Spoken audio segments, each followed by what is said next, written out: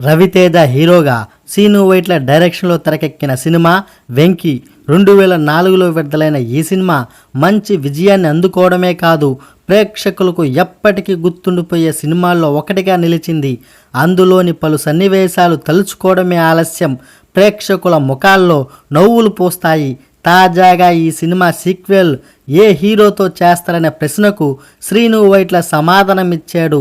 ఆయన తాజా సినిమా విశ్వం pre release ఈవెంట్లో వెంకీ గురించి మాట్లాడాడు. వెంకీ సీక్వెల్ ఎవరితో చేస్తాననేది చెప్పడం కష్టం.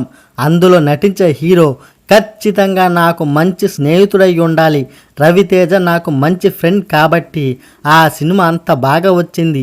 నేను ఏ హీరోతో చేసినా వాళ్ళు నాకు స్నేహితులు అవుతారు. అలాంటి రిలేషన్ ఉన్నప్పుడు సినిమా బాగా వస్తుంది. ప్రస్తుతం చాలామంది టాలెంటెడ్ హీరోలు ఉన్నారు. వాళ్ళందరూ కామెడీతో అలరిస్తున్నారు. వాళ్ళలో ఎవరికైనా ఈ సీక్వెల్ సెట్ అవుతుంది. ఒకరి పేరే చెప్పడం కష్టమన్నాడు సీను వైట్ల. 2004 మార్చి 26న విడుదలైన వెంకీ సంచలనం సృష్టించింది. రవితేజ పోషించిన వెంకీ పాత్ర, హీరోయిన్ స్నేహ నటించిన శ్రావణి పాత్ర ప్రేక్షకుల హృదయాల్లో స్థానాన్ని సంపాదించుకున్నాయి.